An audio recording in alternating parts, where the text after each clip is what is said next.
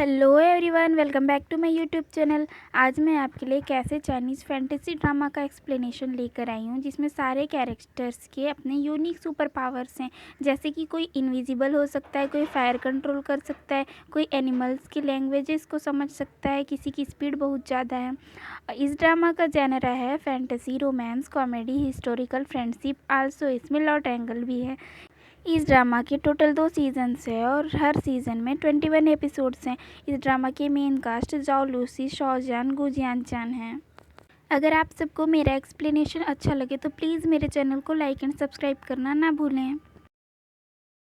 Episode की शुरुआत में हम अपनी फीमेल लीड लुई फैफाई को देखते हैं, जो कि एक इंटर्न डॉक्टर है। वह चेयर पर बैठे बैठे सो रही होती है। तभी उसके मोबाइल में एक मैसेज आता है कि एक इम्पॉर्टेंट पेशेंट आया है, उसे स्टिचेस लगवाने हैं, तुम जल्दी से आ जाओ। फैफाई नहीं जाती है तो एक नर्स उसे बुलाने आ जाती है। वो बोलती है कि तुम जल्दी से चलो स्टिचेस लगवाने। बट लुई फैफाई बोलती है कि मैंने 20 आवर्स से वर्क किया है, मैं बहुत ही थक गई हूँ, तुम किसी और डॉक्टर को बुलवा लो। नर्स उससे बोलती है कि तुम जानती हो ना, उस डॉक्टर की आइज़ अच्छे नहीं है, वो रात के टाइम स्टिचेस नहीं लगा सकते, चलो तुम ही लगा देना। आगे फैफे डरते डरते वहाँ जाती है, बट जैसे वह रूम में जाती है तो वहाँ पर कोई भी नहीं होता है। तो वह डर के मारे हॉस्पिटल के भूतों से प्रेयर करने लगती है, प्लीज़ मैंने तुम्हारे लिए कभी भी कोई भी गलत वर्ड यूज़ किया हो तो मुझ पर गुस्सा मत करना, प्लीज़ मुझे छोड़ देना, प्लीज़ मुझे छोड़ देना। तभी हम देखते हैं कि फैफे के पीछे से एक हाथ उसके कंधे पर आया है। जैसे ही वह देखती है वो बहुत ही डर जाती है और उस हाथ को पकड़कर उठाती है और उसे पटक देती है। पटकने के बाद फैफे नोटिस करती है कि ये तो सुपरस्टार जियानचैन है। वो उससे बोलती है कि प्लीज़ जियानचैन तुम थोड़ी देर वेट करना, मैं अब भी आई, और वो वहाँ से बाहर चली जाती है। बेचारा जियानचान फैफई का वेट करता रहता है। फिर वह देखता है कि फैफई आ गई है। यहाँ हम देखते हैं कि फैफई ने अपना ड्रेस चेंज कर लिया है और वह एक ब्लैक ड्रेस पहनी है और मेकअप करके आई है और स्टाइल से डोर पर खड़े होकर अपना क्यूट क्यूट से एक्सप्रेशन दे रही है। हमें यहाँ बहुत ही फ़नी सीन देखने को मिलता है। फिर वह बहुत ही स्टाइल से जियानचान की ओर चल कर आती है, बट उसे हील्स को संभालना नहीं आता है और वह गिर जाती है। फिर भी उसके एक्सप्रेशन चेंज नहीं होते हैं, वो जियानचान को देखकर स्माइल ही करती रहती है। जियानचान स्टिचेस लगाने के लिए उसको अपना हाथ देता है, बट वह तो उसके फेस को ही देख रही होती है और उसे लगता है कि वह उसे उठाने के लिए अपना हाथ दे रहा है और वह उसके इंजर्ड हाथ को पकड़कर उठने लगती है। बेचारे का दर्द के मारे तो यदि ऐसा हाल हो जाता है। फिर फैफई उसके इंजर्ड हाथ में स्टिचेस लगाकर पट्टी कर देती है। उसके बाद वह बोलती है कि तुम्हें किसी अच्छे सर्जन को दिखा लेना चाहिए, मैं एक अच्छे डॉक्टर को जानती हूँ, तुम उसे दिखा लेना। बट जियानचैन बोलता है कि आज मेरा कॉन्सर्ट है और मेरे पास इतना टाइम नहीं है कि मैं किसी और डॉक्टर को भी दिखाऊं। तो लुई फैफई बोलती है कि तुम इतने हार्ड वर्किंग हो, इसलिए तो मैं तुम्हारी फ़ैन हूँ, मैं तुम्हारे फ़ैन क्लब की प्रेसिडेंट हूँ। तो इस पर जियानचैन खुश हो जाता है और उसे 2 वीआईपी टिकट्स निकाल कर देता है कि तुम आज रात मेरे कॉन्सर्ट में आना, मैं तुमसे वहीं पर मिलूँगा। उसके बाद वह चला जाता है। टिकट्स मिलने के बाद फैफे बहुत ज़्यादा खुश हो जाती है और वह अपना मेकअप सामान पैक करने लगती है। वो बहुत सारे फेशियल मास्क रखती है और बोलती है कि आज मुझे बहुत ही अच्छा दिखना है, इसलिए आज मैं इन्हें यूज़ करूँगी। वह एक टीज़र भी रखती है और वह बाहर निकल कर जाने लगती है। तभी वह एक पर्सन से टकरा जाती है, बट वह पर्सन वहाँ नहीं रुकता है, वह सीधा ही सॉरी बोलकर चला जाता है। बट उसका एक कीचेन वहीं पर गिर जाता है। आगे फैफई एक कैब लेती है और कॉन्सर्ट के लिए निकल जाती है। जाते टाइम रास्ते में वह जियानचान के बहुत बड़े बड़े पोस्टर्स देखकर खुश हो रही होती है। जब वो जा ही रही होती है, उसके कार की एक्सीडेंट एक साइकिल वाले बच्चे के साथ हो जाती है। कैब का ड्राइवर उस बच्चे को उठाने के लिए जाता है तो फैफई भी उसे देखने के लिए उतर जाती है। तो ड्राइवर उस बच्चे को कैब में रखता है और फैफई को वहीं छोड़कर हॉस्पिटल के लिए चला जाता है। बेचारी फैफई वहीं चिल्लाती रह जाती है। इसके बाद फैफई उस बच्चे की साइकिल को उठाती है और फुल स्पीड में कॉन्सर्ट के लिए निकल जाती है। अभी हम उसके हार्ट के पास एक ब्लू लाइट को जलते हुए देखते हैं और इसी टाइम पे आसमान में भी ऐसे बहुत सारे लाइट्स इधर से उधर जा रहे होते हैं। फैफई फुल स्पीड में जा रही होती है, इसलिए वह रोड पर गिरे कंस्ट्रक्शन सामान को नहीं देखती है और उसका साइकिल उससे टकरा जाता है। वह ऊपर उछल जाती है और फिर नीचे आकर कंस्ट्रक्शन सामान पर गिर जाती है। इसके बाद हम उस ब्लू लाइट को फैफई से निकलकर ऊपर जाते हुए देखते हैं।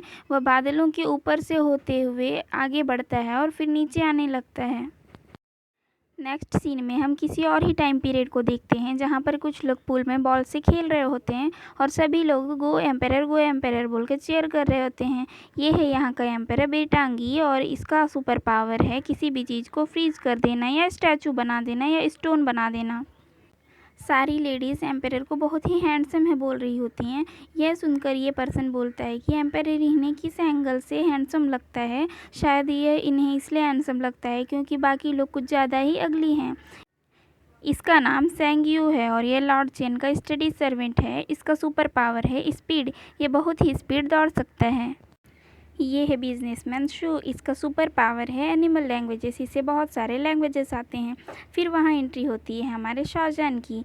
इसका नाम है लॉर्ड चेन और इसका सुपर पावर है प्रिडिक्शन। लॉर्ड चेन छोटा है बट वह एम्पेरर का अंकल है। जब ये लोग बैठकर बातें कर रहे होते हैं तभी बॉल आकर लॉर्ड चेन के कप को लग जाता है और कप नीचे गिर जाता है। लॉर्ड चेन जाकर उस बॉल को उठाता है और वह आगे उसे फेंकने ही वाला होता है कि आसमान में वह उसी ब्लू लाइट को देखता है जो नीचे आ रहा होता है। उसके बाद उसे कुछ फ्यूचर के विजन्स आते हैं जिसमें वह खुद को और फैफे को साथ में देखता है। उसके बाद वह शांत हो जाता है और बॉल को पानी में फेंकता है। जहाँ बॉल गिरता है वहीं पर रोशनी भी गिरती है। फिर हम फैफे को वहीं पर डूबते हुए देखते हैं। एम्पेरर जब बॉल लेने के लिए पीछे मुड़ता है तो वह फैफे को डूबते हुए देखता है तो जाकर उसे ऊपर निकालता है। फैफे उसे देखकर जियान समझ लेती है और उसे पकड़कर रोने लगती है कि आज मेरे साथ क्या क्या हो रहा है। मुझे कैब वाले ने रास्ते में छोड़ दिया, फिर मेरा एक्सीडेंट हो गया, अब मैं डूब रही हूँ। बट एम्पेरर तो ऐसा पर्सन है कि जो लड़कियों के नाम से भी दूर भागता है और यहाँ पर तो फैफे ने उसे हक करा हुआ था तो वह फैफे को दूर ढकेलता है और उसके हाथ को पकड़कर घुमाकर पानी में पटक देता है। नेक्स्ट सीन में सभी लोग फैफे को अजीब से देख रहे होते हैं क्योंकि उसने मॉडर्न वर्ल्ड के कपड़े पहने हुए थे और उसके शूज़ भी मॉडर्न वर्ल्ड के थे। सब इसके बारे में बात करने लगते हैं। उसके बाद एक सर्वेंट एम्पेरर से पूछता है कि इस लड़की का क्या करना है तो एम्पेरर बोलता है कि इसे मार दो। बट लॉर्ड चेन खड़ा होता है और बोलता है कि तुम इसे नहीं मार सकते, ये मेरी डांसिंग गर्ल है और गलती से पूल में गिर गई थी और इसके सेट से मैं तुमसे माफ़ी मांगता हूँ। बट एम्पेरर बोलता है कि मैं एम्पेरर हूँ और तुम मेरे ऑर्डर को मना कैसे कर सकते हो। तो इस पर लॉर्ड चेन बोलता है कि तुम एम्पेरर हो बट ये मत भूलो कि मिलिट्री पावर मेरे पास है। यहाँ हमें इन दोनों की छोटी सी टकरार भी देखने को मिलती है और हमें यह समझ आता है कि इन दोनों के बीच बिल्कुल भी नहीं बनती। लॉर्ड चेन फैफे को अपने मैंशन लेकर चला जाता है। फिर हम एम्पेरर को उसके रूम पर देखते हैं। वह उसी पुल वाले इंसिडेंट को याद कर रहा होता है। फिर वह अपने सर्वेंट से बोलता है कि लॉर्ड चेन तो बहुत ही हैंडसम और पॉपुलर हैं बट उनके पास आज तक कोई भी पार्टनर नहीं है और ये अचानक से डांसिंग गर्ल कहाँ से आ गई। तुम लोग जाओ और इसे पता करो। फिर हम इस पर्सन को देखते हैं जिसकी सुपर पावर होती है प्रोटेक्टिंग शील्ड बनाना। सभी लोग उस पर एरो से अटैक करते हैं बट वो प्रोटेक्टिंग शील्ड से उस एरोज को रोक लेता है और वापस मुड़कर सही निशाने पर मारता है। फिर एम्पेरर का इनूज उसके पास आता है और उससे बोलती कि एम्पेरर ने ऑर्डर दिया है कि लॉर्ड चेन के यहाँ जो भी नई गर्ल आई है उसके बारे में सारे डिटेल्स पता करो। इधर हम फैफे को देखते हैं जो अभी भी बेहोश होती है। उसे एक सर्वेंट अजीब तरीके से घूर कर देख रही होती है। तभी फैफे को होश आता है। वह सर्वेंट को देखकर डर जाती है और वह चिल्लाने लगती है। उसका चिल्लाना देखकर सर्वेंट भी चिल्लाने लगती है और एपिसोड यहीं पर ख़त्म हो जाता है। आप सबको ये ड्रामा कैसा लगा, आगे इसके और एपिसोड्स को एक्सप्लेन करूं या नहीं, कमेंट सेक्शन में ज़रूर बताएं। अगर आपको ये ड्रामा पसंद आएगा तभी मैं इसे आगे एक्सप्लेन करूंगी।